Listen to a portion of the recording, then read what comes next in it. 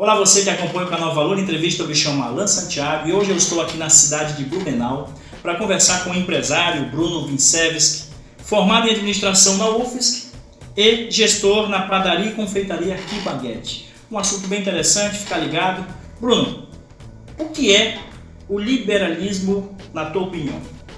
Bom, eu gosto de separar um pouquinho sempre o liberalismo do libertarianismo, são duas coisas diferentes. No Brasil isso infelizmente é novidade, pouco se falava nisso até então, até pouco tempo atrás. O liberal, ele prevê um estado mínimo.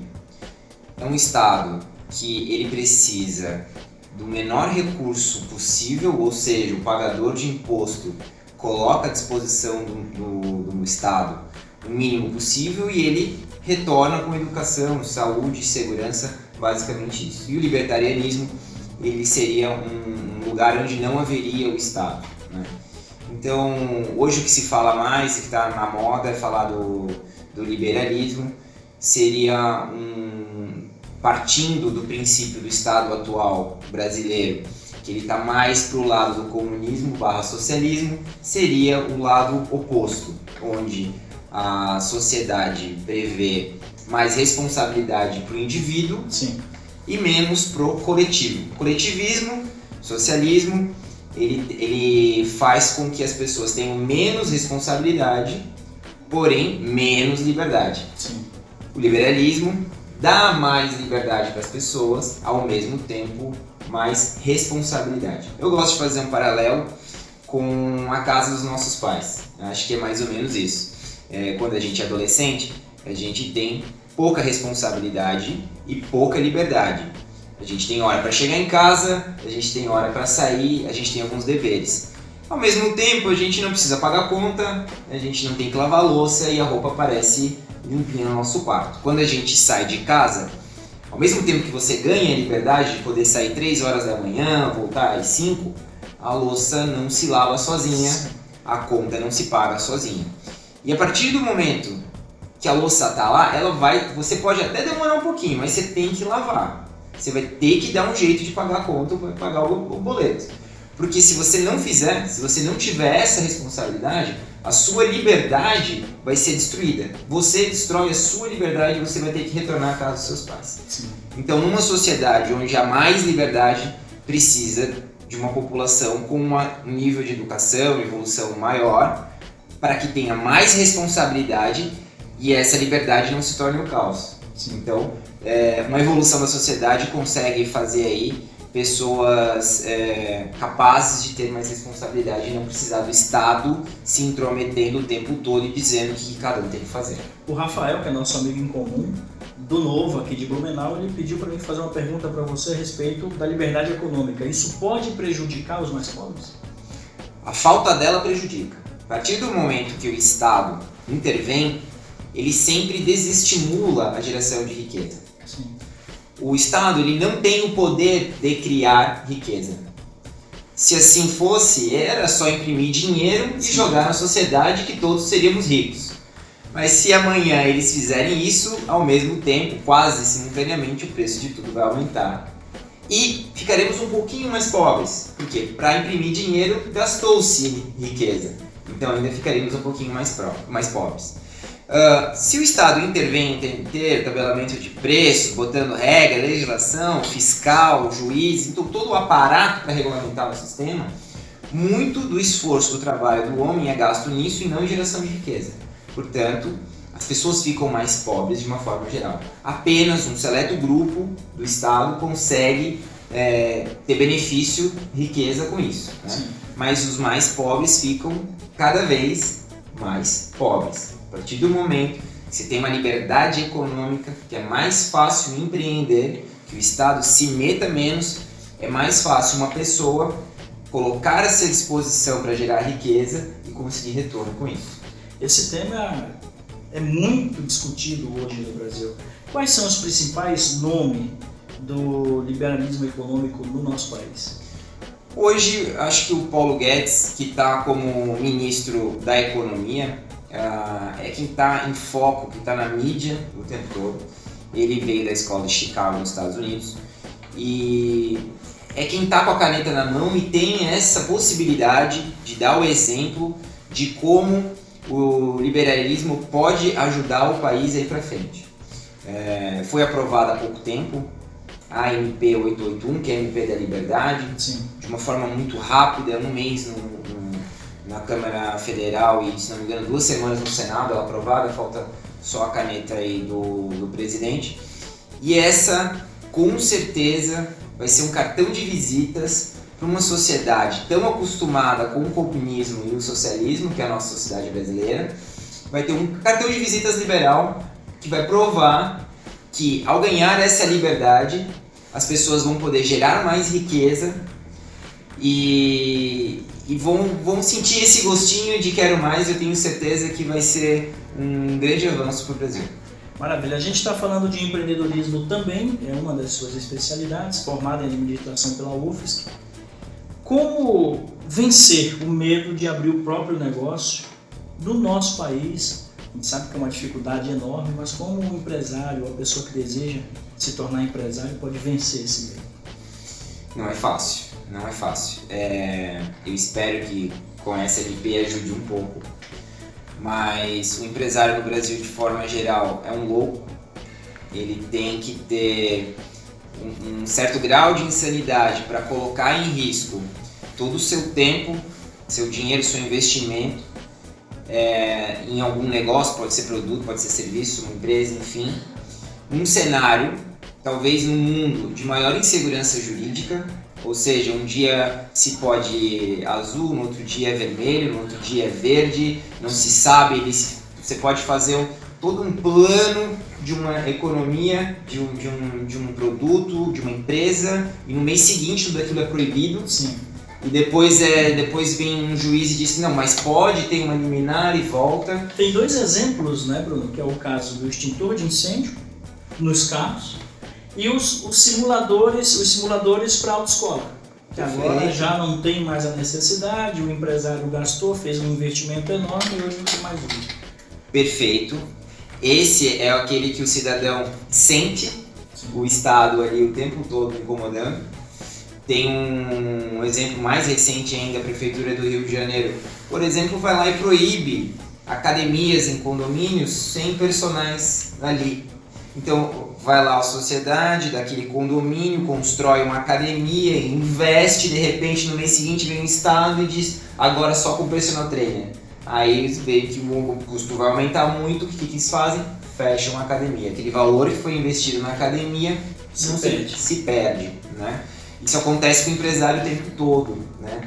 E, inclusive, dentro das esferas, então, você tem regras municipais, estaduais e da União. E alguns órgãos regulatórios, às vezes até dentro do executivo, dentro da mesma esfera, entende de forma diferente uma mesma lei. Sim.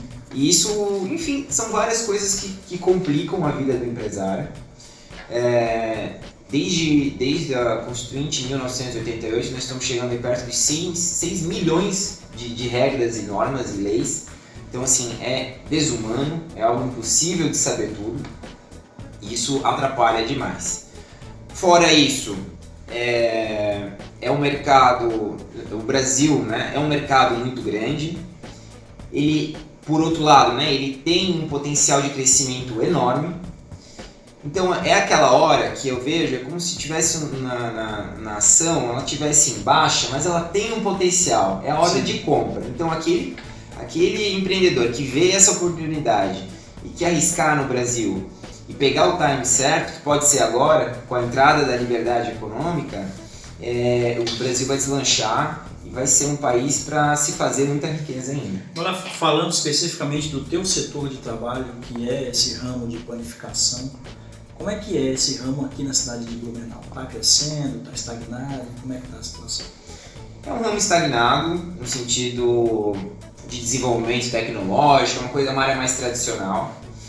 A relação do ramo com a economia ela é muito importante, porque a partir do momento que você tem uma estagnação econômica, as pessoas tendem a fazer as alimentações ou em casa, ou levar a marmita, ou se estava consumindo um pãozinho e mais uma cuca, não, então vou levar só um pãozinho. acaba diminuindo, ele tem várias formas, né? Todo mundo pensa, mas comer todo mundo tem que comer. Então se está em crise, a padaria continua vendendo. Continua, mas cai um pouquinho o faturamento e isso se reflete com as pessoas tendo que economizar. A partir do momento que a economia dá uma guinada, as pessoas voltam a gastar um pouquinho mais, voltam a consumir não só o pão, mas também a cuca, o chocolate, enfim, tem aquele um pouquinho a mais que faz a diferença no caso da padaria. Esse setor é bem unido? Os empresários desse setor são unidos aqui na cidade de Blumenau? Na cidade de Blumenau, sim. São fortes? Nós temos um exemplo de uma cooperativa. Ela é uma cooperativa modelo para o Brasil, inclusive empresários de outras regiões do Brasil vêm visitar. A ideia é de uma cooperativa de compras. Né? A padaria, por exemplo, ela sofre muita influência dos supermercados, né? Que tem barganha, poder de compra maior do que a gente, consegue fazer preços melhores.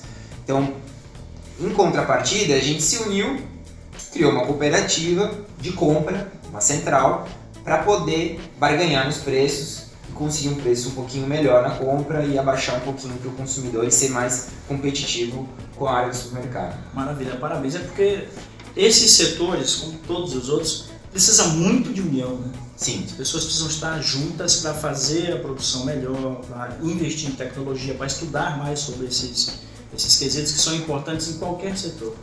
Deixa eu te perguntar uma coisa agora. Empreender na cidade de Blumenau é fácil? Não é fácil. Por quê? Você tem várias questões. Eu acho que Qual é a maior dificuldade? Mão de obra, por exemplo?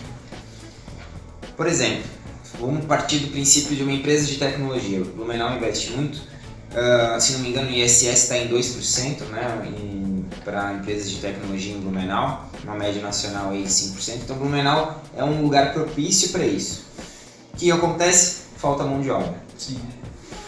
Se você vai para um outro setor, como por exemplo da panificação, as pessoas, os consumidores querem que a padaria abra aos sábados e aos domingos e feriados. Em contrapartida, quem trabalha, mão de obra, ela não quer trabalhar sábado, domingos e feriados. Conflito. Um conflito. A partir do momento que aquele colaborador consegue uma oportunidade que não precisa trabalhar no final de semana, ele opta por aquela. Então, dificuldade de novo em mão de obra. Padaria é um lugar onde tradicionalmente trabalham-se muitas mulheres. Sim. Né? Blumenau tem hoje 4.500 vagas faltantes em creches de 0 a 3 anos. 4.500, uma cidade como Blumenau, isso é um número alto. Sim. O que acontece? A mulher não consegue trabalhar porque ela não tem com quem deixar a criança. Falta de novo a mão de obra. A mulher gostaria de estar trabalhando, mas como a prefeitura de Blumenau não dá para ela a oportunidade da vaga na creche, ela não consegue trabalhar. Sim. Bate lá, esbarra lá na empresa que não consegue ter aquela profissional. Enfim, fora as leis e tudo mais que estão sempre atrapalhando, mudando, enfim, isso também atrapalha. Você agora vai fazer parte pela primeira vez de um quadro novo. Nós estamos inaugurando aqui com o Bruno o quadro Interprete a Frase. E a frase é a seguinte, Bruno. Viver não é esperar a tempestade passar, é aprender a dançar na chuva. Como é que você interpreta essa frase? Olha, eu acredito que seja algo do tipo ser protagonista da própria história, né? A gente tem talvez uma cultura, um costume, pelo menos a maioria de nós, de reclamar muito, de ir nas redes sociais, mas tudo de braço cruzado. Né? A gente fala que tá ruim, que não tá bom, que deveria ser isso ou aquilo, mas sempre com os braços cruzados e não olhando ao nosso redor como pequenas atitudes poderiam surtir efeito. E abraçar uma pauta que seja uma pauta de bem-estar animal, sustentabilidade, meio ambiente, desenvolvimento econômico, outras ações com crianças, idosos, enfim. Tem várias pautas que você pode abraçar. E isso significa ser ativo na sociedade, fazer o bem, né, dentro da sua sociedade. Colocando isso dentro da frase, significa ser protagonista da sociedade e não esperar que algo ou alguém, no caso geralmente é sempre o Estado, o governo, né, resolva aquele problema. Muitas vezes a gente olha para o lado e vê um problema e fala, isso não é meu problema, isso é problema do governo, da prefeitura, do estado, do presidente. E, na verdade, sou eu que estou sofrendo as consequências daquele problema e eu poderia resolver aquele problema se eu não tivesse de braço cruzado, tivesse sendo protagonista da minha vida. E eu acho que tem várias formas da gente descruzar os braços E contribuir. para a nossa sociedade local. Maravilha. Pessoal, chegamos ao final, mas antes, Bruno, fica à vontade de deixar sua mensagem aos nossos internautas. Primeiro, quero agradecer a oportunidade e para quem estiver assistindo, quero dizer que eu acredito muito num futuro diferente para o nosso país. Eu acredito muito nessa virada da liberdade para o Brasil. O Brasil tem nessa história o socialismo e o comunismo como base, mas vai ser a primeira vez que a gente está experimentando um pouquinho de liberdade, um pouquinho de poder decidir o que fazer da nossa vida, sem o Estado estar metendo a colher em todas as decisões da nossa vida. Eu espero que lá na frente, com uma comunidade um pouco mais culta, com mais educação, com investimento nessas áreas, a gente consiga ter a responsabilidade de ter uma liberdade total e ser protagonista das nossas vidas. Maravilha, pessoal, mais um vídeo aqui para o canal Valor Entrevista. Antes de finalizar, eu quero agradecer aos nossos parceiros, JL Embalagem e Revisão de Roupas em Gaspar, a Papo Fit, Espaço Flor de Lótus, Proximar Treinamentos aqui de Blumenau e Pereira e Tomazelli, advogadas na cidade de Gaspar. Eu me chamo Alan Santiago e este foi mais um vídeo aqui para o canal Valor Entrevista. Muito obrigado a todos. Tchau. Valeu!